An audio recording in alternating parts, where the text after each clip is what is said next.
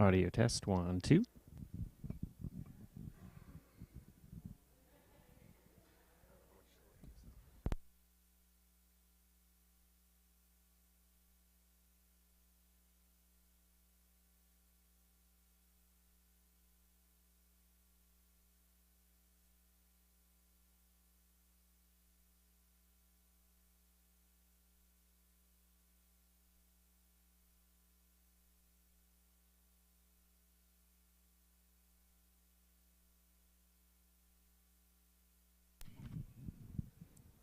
Audio test.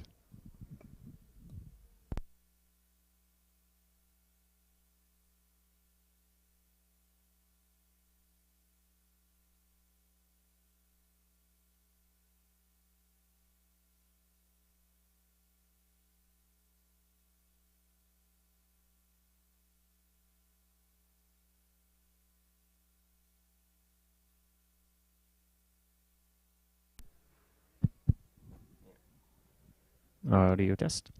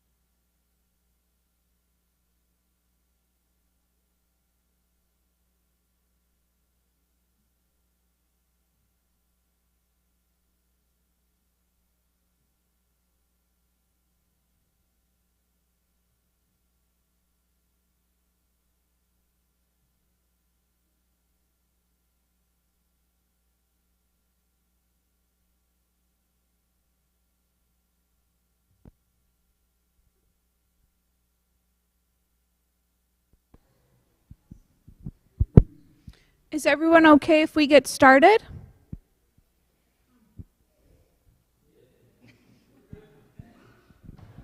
We'll get started.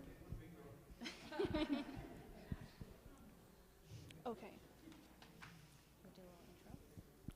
Yes. Hi, everyone. Thank you for welcoming us here. We came from Calgary today, and we had a great travel day, and we're very thankful to be welcomed here. We're here to talk about the 4 pillars funding.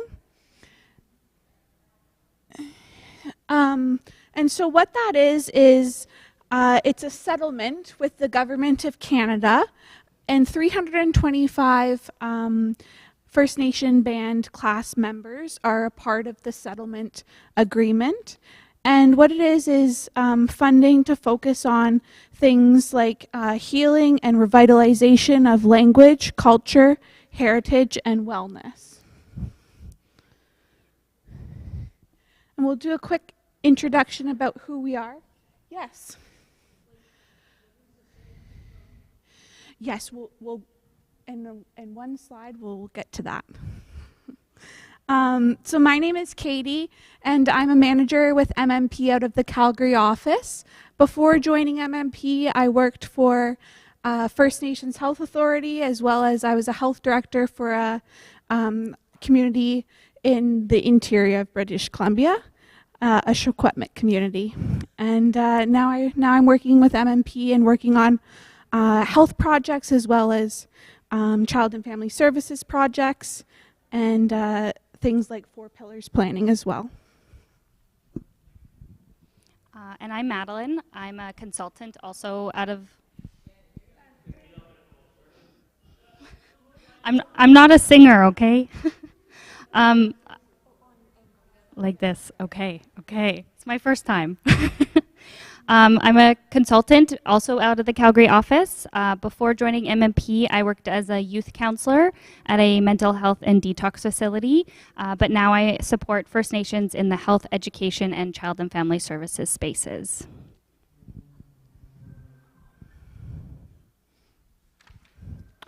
Great. And so you're wondering about what the funding is for, and it is funding that was settled with Canada to address the damages caused by residential schools and the harm from those as well.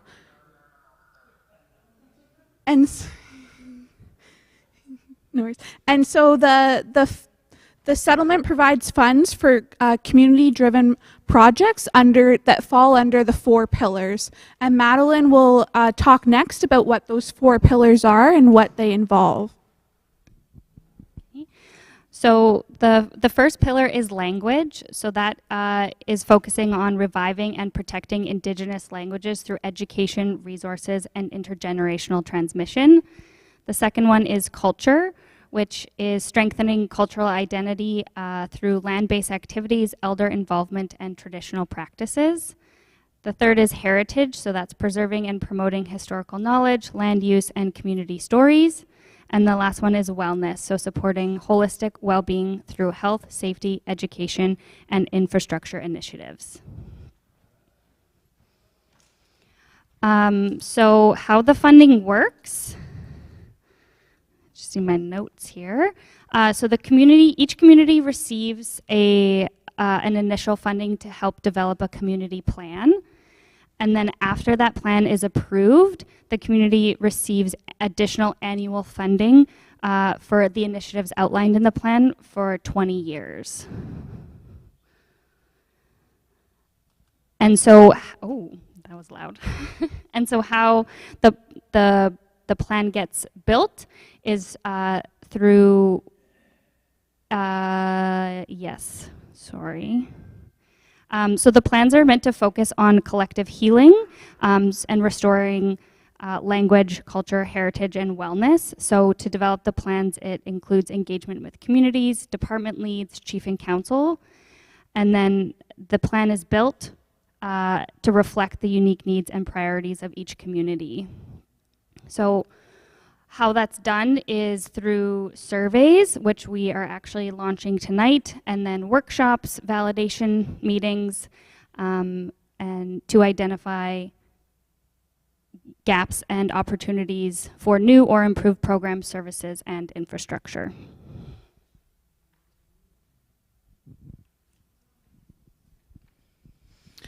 Yes, so we want to mention about something about this funding is that it's very flexible. So we want to hear, we'll be conducting some surveys. We want to hear things that matter most to you, because this funding allows communities to, dream big. There aren't restrictions like funding through WISC or other funders. But something yes, so we'll be launching the survey, and the survey will be available but with both paper copies, and we have an electronic copy as well. And at the end of the survey, you are able, if you want to, enter your information and receive a $50 gift card or cash transfer. The results of your survey will be kept anonymous to your name, so we won't be matching names to surveys at all. But something I did want to mention about some things that the fund can support, some things we've heard and we've been working with other communities about. So things like language courses, a language app, cultural camps and land-based activities. One community, they had a gap and needed a doctor to come to community, so they used the funding to hire a doctor to come 3 weeks of the 4 weeks of the month. Also, there's other communities and nations are building health and wellness centers or things like a patient travel vehicle as well. So those are just some ideas. But I do want to also mention that the funding, there are a few things it doesn't support, not many, but it doesn't support individual payouts, commercial ventures, or loans. Yes, so does anyone have any questions? We can pass the mic around.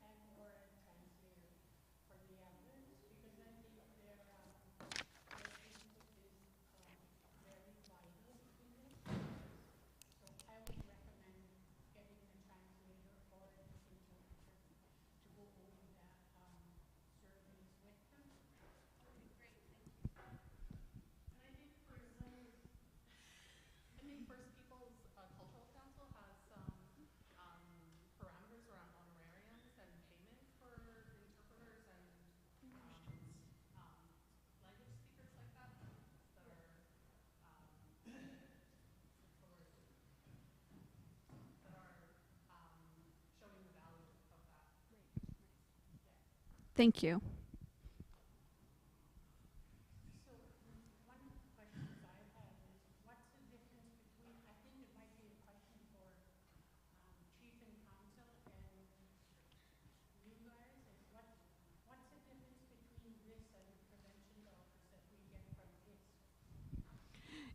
Yes, so this funding is separate from ISC.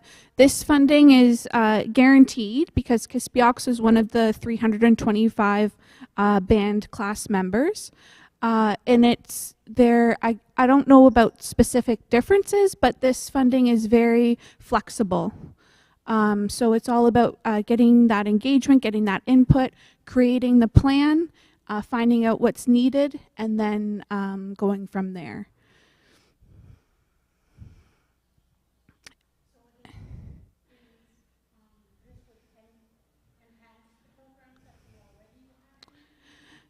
Yes, it can. It's not meant to duplicate government programs, but it can enhance. No worries. Yeah.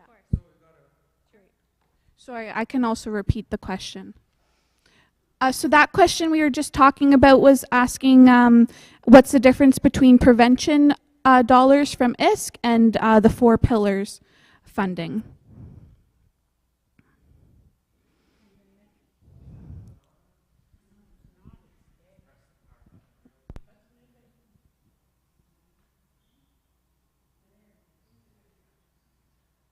And the second question I had was,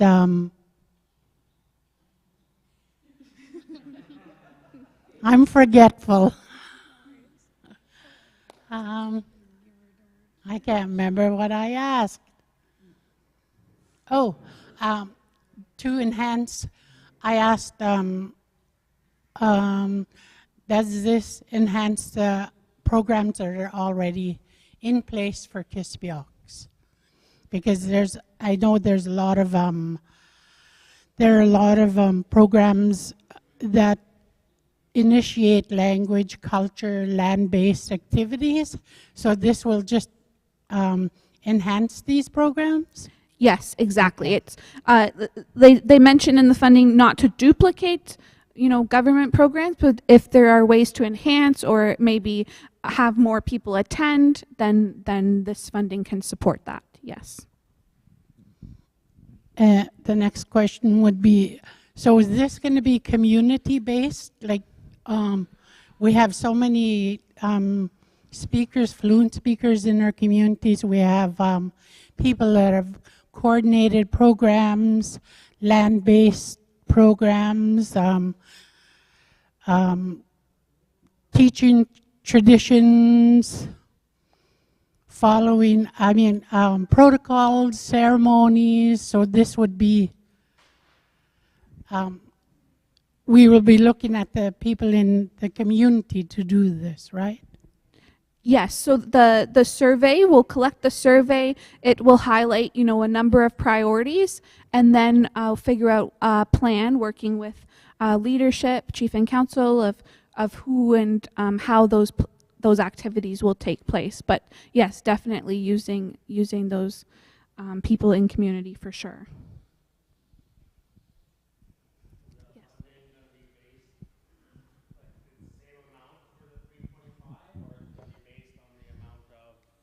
People in the community?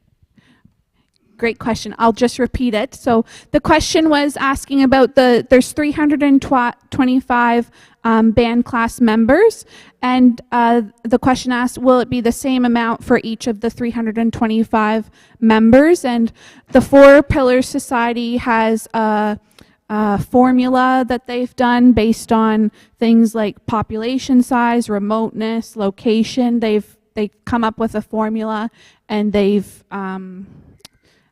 allocated certain amounts.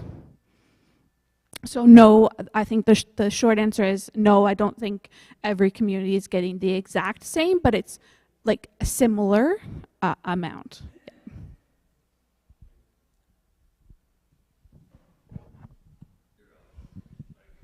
Oh, thank you. You're faster than me. Hey.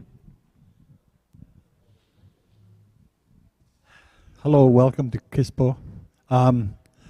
My question is that I don't know if you heard the news today about our government, or federal government, or provincial government. They made the announcement today about the pipeline, and the pipeline is going through, but they never talked to anybody about the coastal or interior, and the way things are happening right now. Like my WILP along the Salmon River, just over here. We're going to be building cabins up there, and we're going to teach our culture, because we're losing our culture. We're losing our language. And there's a lot of, like what Teresa said about the fluent speakers, there's not very many of us left. And our elders, a lot of our elders are going passed on, but our language is not passed on. We have to continue doing what we were taught when we were small. Our language is very important. That's part of our culture. And regarding the pipeline, I think the way things are happening right now, I'm not sure if there's anybody else, any other WILP meetings that are happening, but we're having meetings. And I belong to the Kutkunus killer whale. We're the only one that never signed, but everybody else signed. And there's some stuff that's happening now that people are, it's money. Money's not going to get you anywhere. Our culture is not going to get anywhere if we don't continue our way of life, you know, because it's really going, everything's going so fast now, you know. Just last week, there's a bull moose that walked through our village here. We go hunting, we never see him. He comes here, make sure that there's enough students up here, and they continue. You know, and animals that are sighted in our village, some of them were never seen before. Like bobcat, wolves, moose, deer, right behind my place over here. Because deer, you never hear them. You can't even see them. But I'm just, I'm one of the fluent speakers, and we had a class in Guess where we teach our language.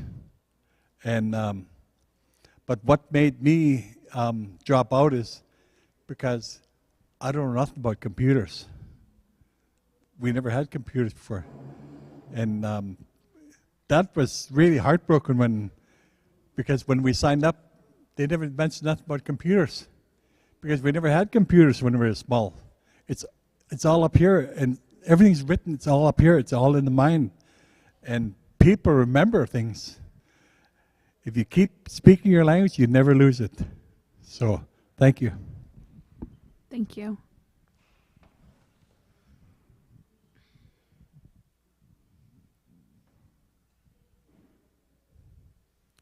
Any other questions?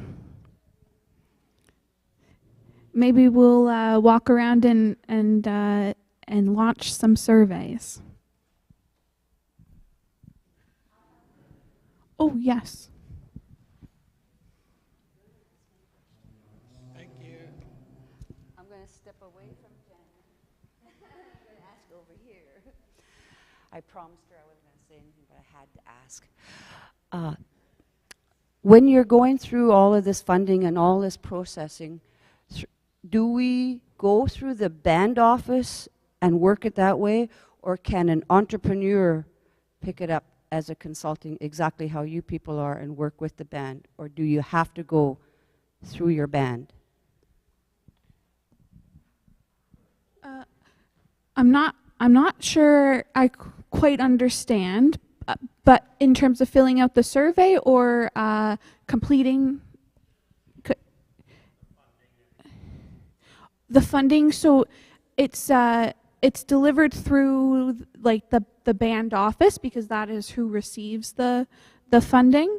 But in terms of getting access to the 20 years of funding, the plan has to be put in place first and approved by the Four Pillars Society.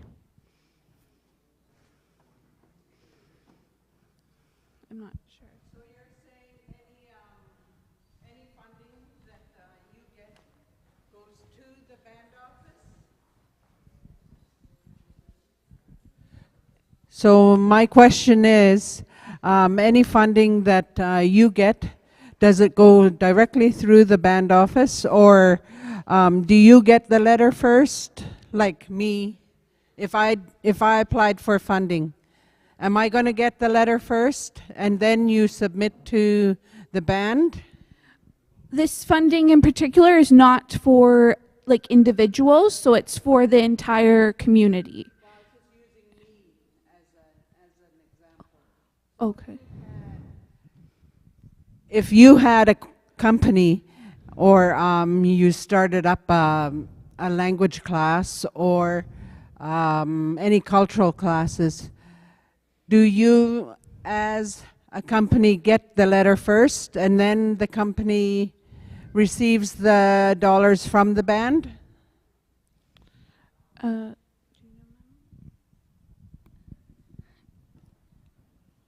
I think, correct me if I'm wrong, so if you were hosting a language class and that was identified as a priority in the plan, the payment for that language class would come from the band office, who receives the funding from the Four Pillars Society.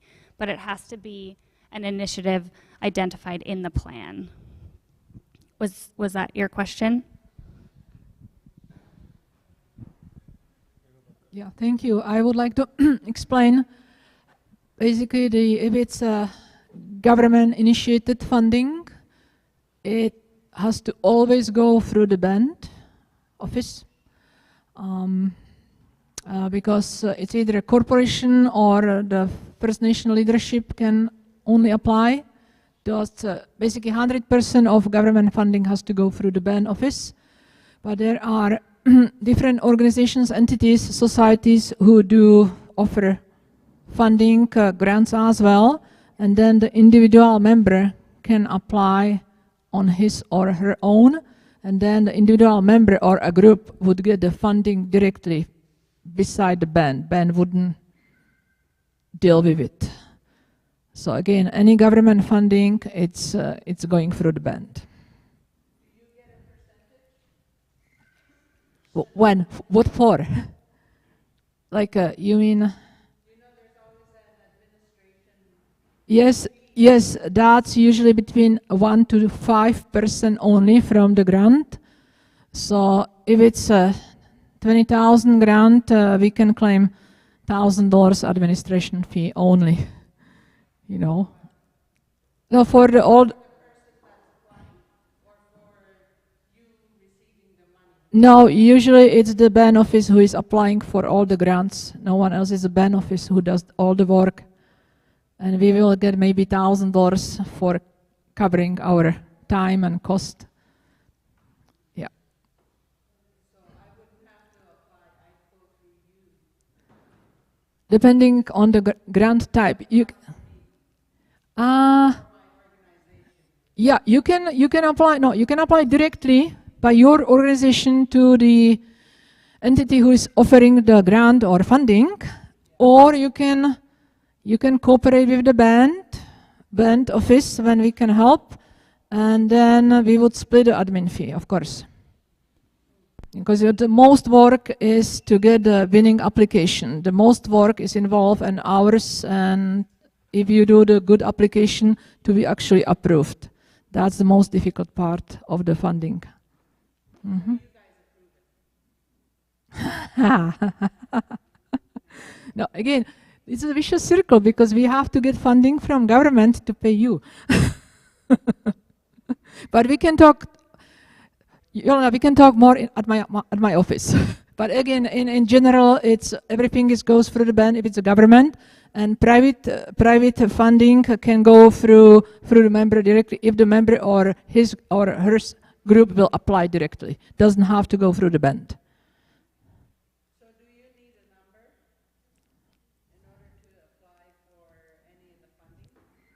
No, you have to have certain entity status. So you have to be either a corporation or society or the municipality government like city hall, or the band government like band office. Or there is some funding for ladies to start up the business, then you can be just an individual. You know, there is currently funding to start up a business about $10,000 for ladies, so then you don't have to have any organization set up. You can just apply by yourself.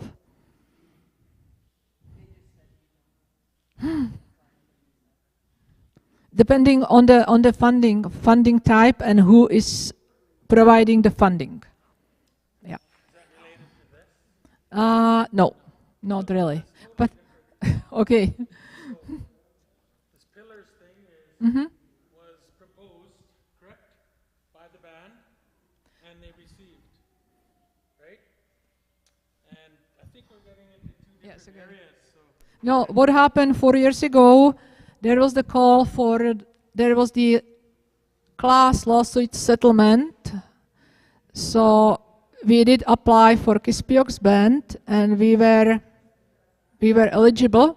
So that's how the Kispiox band membership was able to participate in that class lawsuit settlement. You know, if we wouldn't apply, we wouldn't be in. So it was not just government decided Kispiox will get money. No, we did apply for it.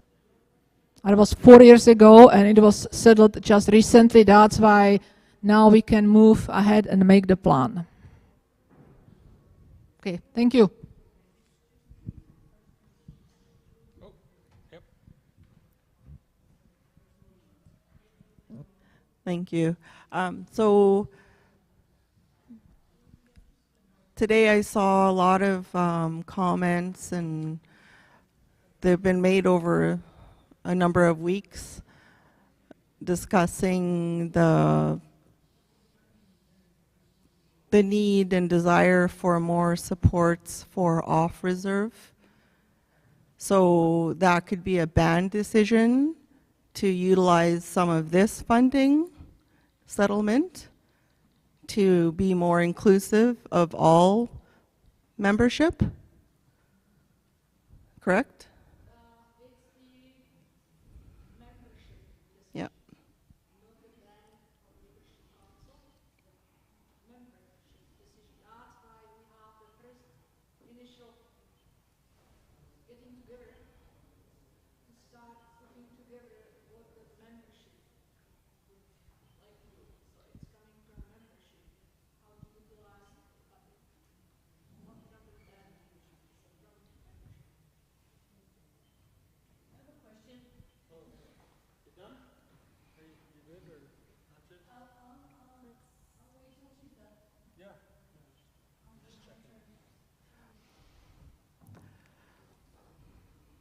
So it would be kind of like a referendum kind of decision to include all membership on and off reserve? Any of the questions?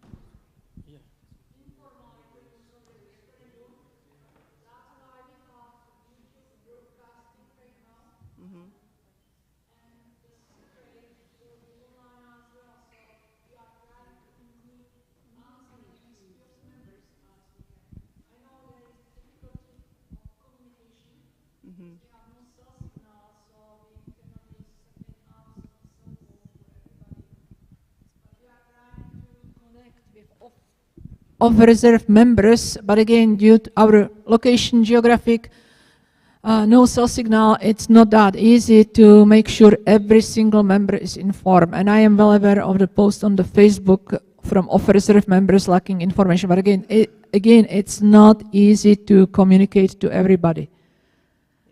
And right now, unfortunately, Facebook is the most popular communication channel. You know, and I'm working on Kispiox's own apps on the cell phone. So it will be free download, so everybody who will have the apps on the cell phone will get automatic alert of any information from Kispiox band. It will be available probably in February. Own apps. Okay, thank you. Good evening. I'd like to know, if you go under one of the fundings here for the 4 pillars, and the 4 pillars, if you choose one of the 4, I guess everything goes through the band before anything can happen then.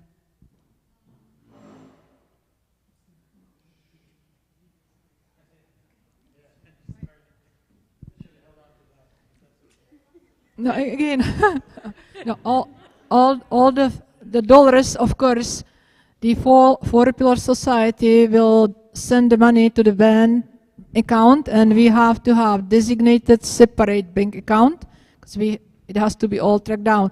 So there is separate trust account set up under the band when the money will be deposited. And depending on membership, what will be decided to do, that's how the money will be spent.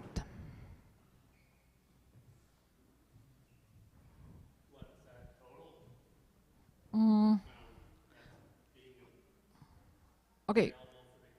It's not a secret because it will be on the audited financial statements. You know, the total revenue, it's 400 first 5 years, it's 465,000 per year. Then the investment will be recalculated, so next 5 years could be more, maybe 600,000 a year. So currently it's $465,000 per year. Again, it's not that much money for the membership. We have about 1,700 members. So, yeah. So.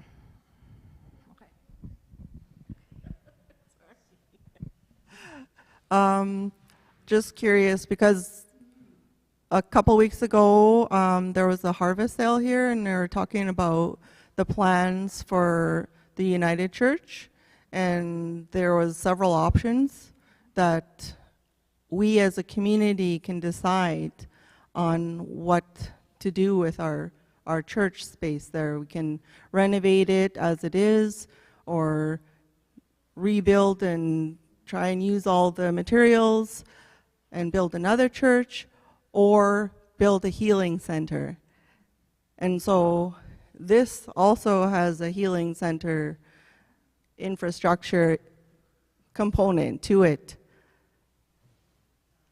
We could build a really freaking nice place for our community members if we teamed up both of those fundings.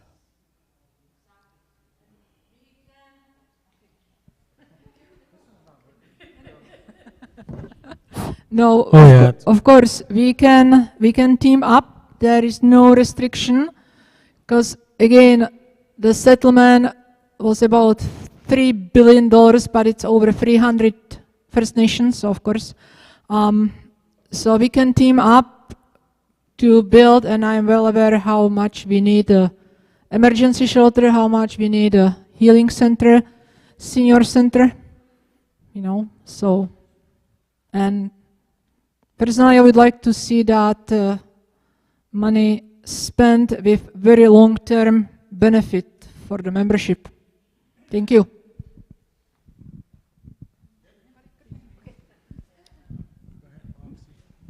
Yeah. So I have a number of questions. So I see up in the top right-hand corner up there, it says MNP. Is that you? And what is it?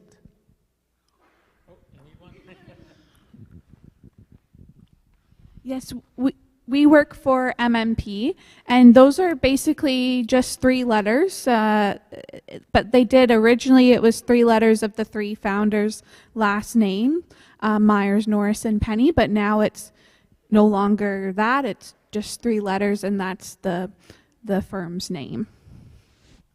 And you're consulting? We work on the Indigenous Services Consulting team with MNP. Okay, so tonight you're asking us to fill out a survey, and also we were gathered to discuss development. So are these 2 in 1? Are we doing a 2 in 1 tonight? Discuss development? Was that the... Well, in the invitation, it mentioned development. Okay. No, today I think the primary focus was to discuss what the 4 pillars funding is, and then launch the survey. Okay. So when does the development part kick in? So after we do the survey and it's launched and everyone's had a chance to fill out a response, we will look at the responses. They're all anonymous, and we will look if there's common themes, trends. We'll analyze the results. So that's kind of the next step. And what is the community's involvement with that after you've reviewed everything? Yeah, that's a great question, and we'll work alongside Blanca and team on if there'll be another presentation to say, here are the top 10 things, the top 10 common things that were found, and present that back so that everyone can be informed. And is this a one-time thing for the survey, or? The survey will be active and live for probably, we've still determine a date of when we'll close it, but it'll probably be open for over a month.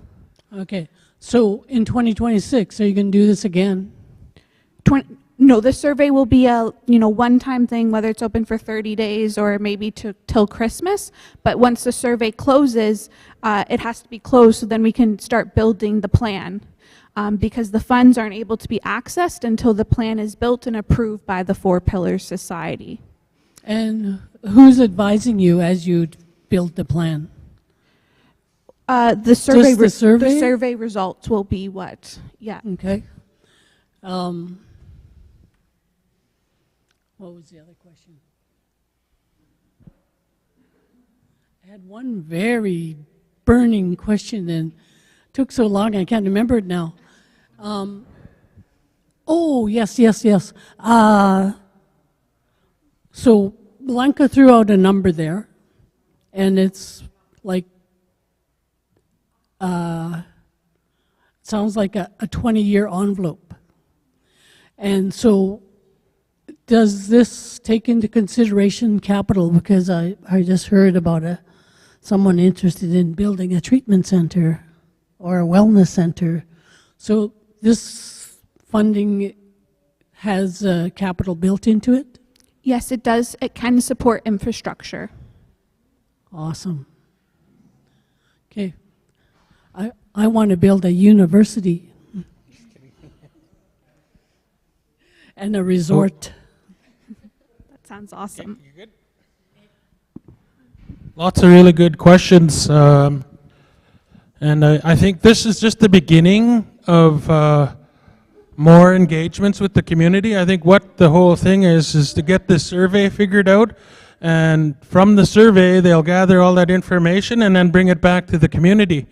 Yeah, it's the community is building this this project, and that's what we're looking for here. And maybe a lot of it will be answered on the survey or in it, and I think maybe a lot of questions will arise after, and I think that's what Louise was alluding to. Maybe you don't think of it now, but in January some other things come up. But here you go, Mel. Thank you. I'm a residential school survivor, and I don't know how many workshops I've been to about IRS, but you know what?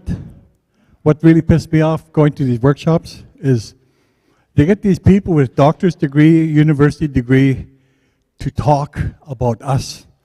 Why don't you get the survivors to talk? You know, we lived it, you know, and it's like living through a hell. I'll tell you that right now, because right now we're living like kings and queens, you know. Like the food we had, the dogs won't even eat it. You know, it was terrible. I mean, it was terrible. We have the same things over and over and over for the last 6 years. And we got punished for speaking our language. And just when I said earlier, we're losing our language. And that's what IRS is all about, is taking the language out. That's what they wanted to do. And we're struggling in our fee system because half of the speakers don't speak the language. They do an introduction to Kitsanwak, but after that it's all English because we're losing it. And I really, when I was younger, nobody spoke English in the feast hall. Nobody. It's all Kitsanwak. And I seen that earlier about Your Highness, or whatever his name is, King George or King James. Yeah, right there. Yeah. Are they going to do a apology to the residential school survivors? Because first time they did the thing was, I think it was 2002, after 100 years of hell, the government made an apology. And then I look on the wall. It's probably from that beam right in the corner to that garbage bin with all the people that are passed on. And I look at that wall, and my mom was on there. 1930. My mom was on there. And I lost my mom when I was 3 years old, you know? But we survived that too, you know? I'm the youngest out of 9 boys. And we lived here when I was a little kid. And like my older brothers that did go to residential school, they don't want to talk about it. And I don't want to push them talking about IRS, but I talk about it. Because we got punished so many times, sir. You know, we were meant to be there, I guess. I don't know. But when I did a talk at Houston Secondary, there was a kid that asked me a question. What was the residential school for? Why did they take you guys away? Well, they wanted to take the Indian out of us. That's what it was. They want to take our language. They want to take our culture. We want to live in society where everybody's the same. We're all the same. We bleed red. We could live off the land, you know, and the government puts us in residential, like on reserves, you know. And what this lady was talking about, Child and Family mentioned a couple of years ago that they're going to build a longhouse here. I'm not sure how that's coming along, but we need the band, Kispiox bands needs to build something like that for our kids. We don't have nothing for them. Something where our culture and our elders will talk, tell stories. Thank you. Thanks, Mel. Anybody else? Someone else had their hand up here?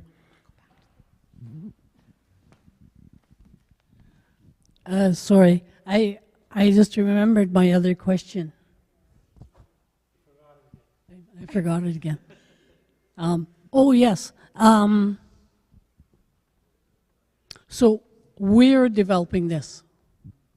Yes. So we could say we want capacity building. Yes. We want people educated to run all of these programs that we want to design for our community. Yes. Louder. Yes. And maybe we'll pass some surveys around and we can start getting those results. There was something else that came up. I note, and I want to put my hands up to Mel, who's speaking out on the Indian residential school as a survivor. I feel his passion. He survived. And it's hard to hear those stories. It's hard to grow up without a mother. And I just want to say thank you to Mel for sharing that. It takes a lot of courage to speak up like that. Thank you, Mel. I think we had a question over here.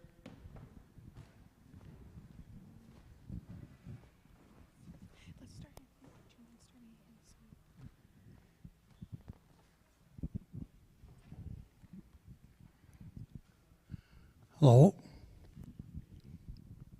I just want to have someone take those last 2 lines under language that says excuse me.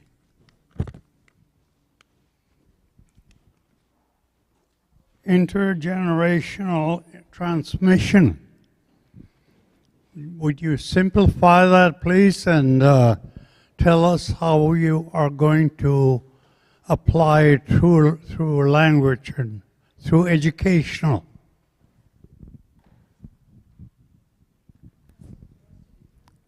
Yes, we want to hear from all members how to define that and work on that. That's up for what we want to hear from you. It's not for us to decide.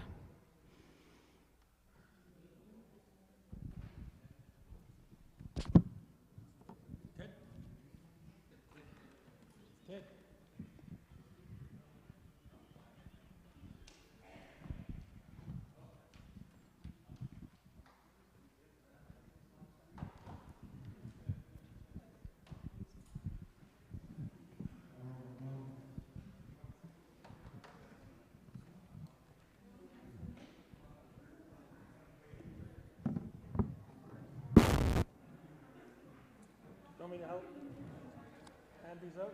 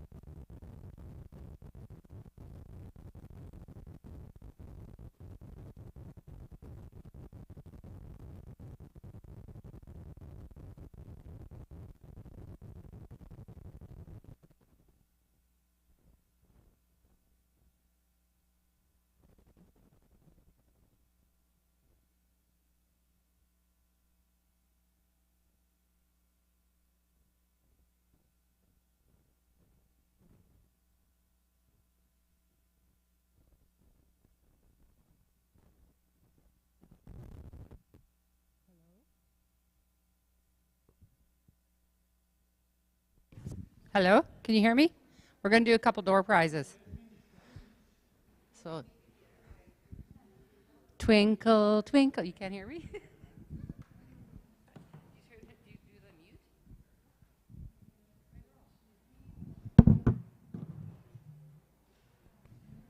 Can you hear me? Perfect. We're going to do a couple door prizes. So I'll just... Two tickets, please, yeah.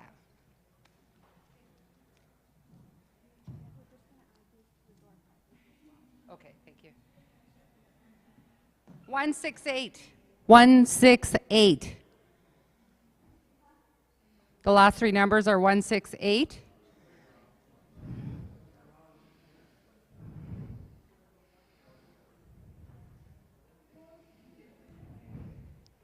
Everybody checked our tickets? Oh, here we go. We got a winner.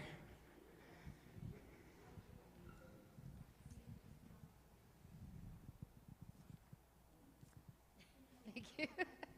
Next one is 154. Oh.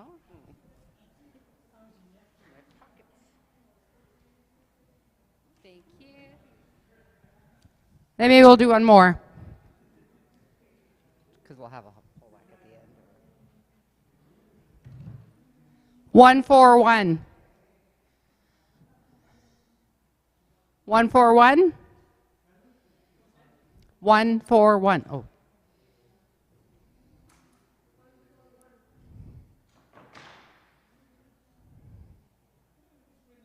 No?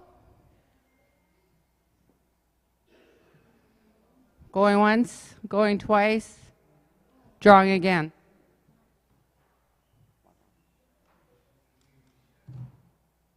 147. 147. Perfect.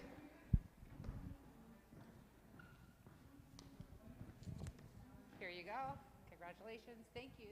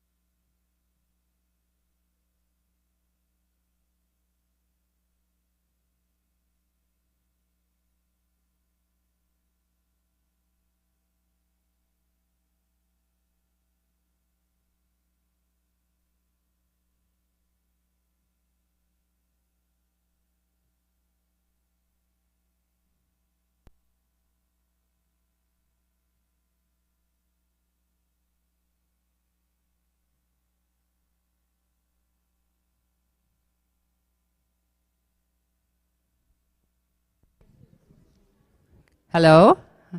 Okay, we're going to do some more. Oh, I forgot my bowl.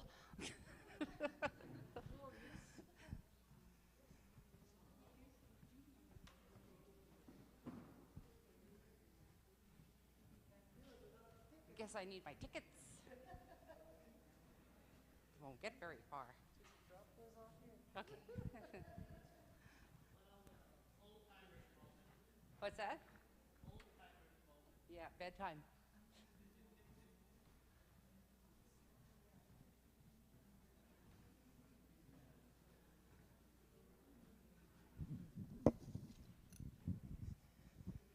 Want to draw a ticket?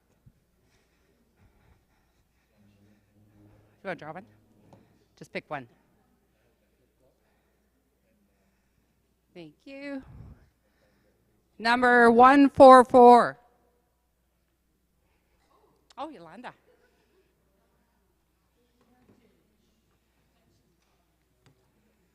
It's 50.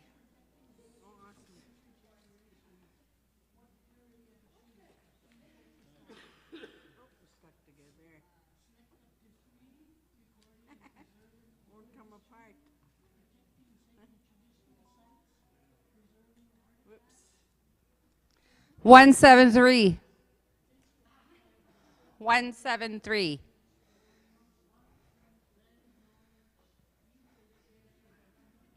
Ted? Really? Oh, sorry. Oh, but the bowl. Guess I need more practice. All right, Teresa, next one. It's $50. 50. Yeah. Make it whatever you want.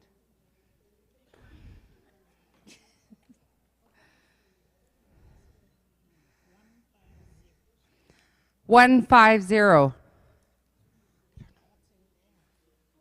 Yeah. Oh, you're always so lucky, Lorraine. Thank you.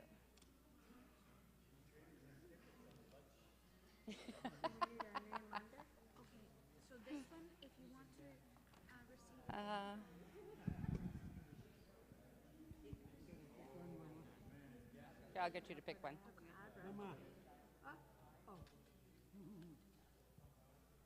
Oh, there's two.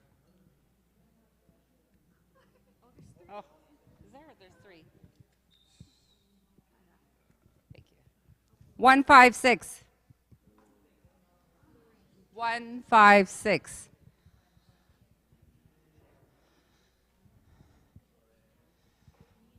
No one? Oh.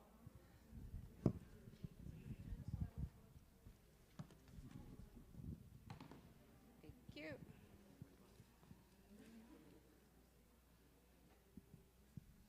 $161. Oh, Janice.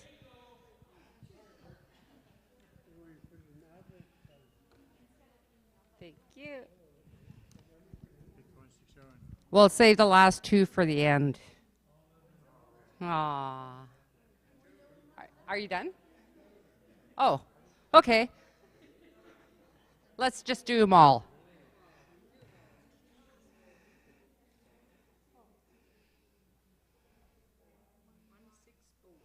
164. Oh.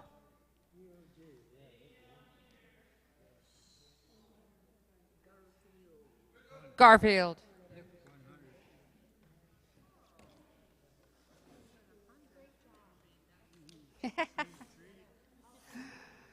I'll get you to pick the last one.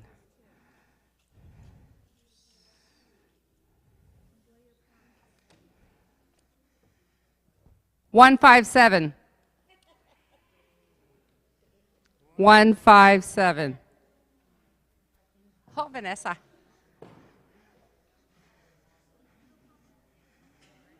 See, you were helping Karma, right? Thank you. Thank you, everyone.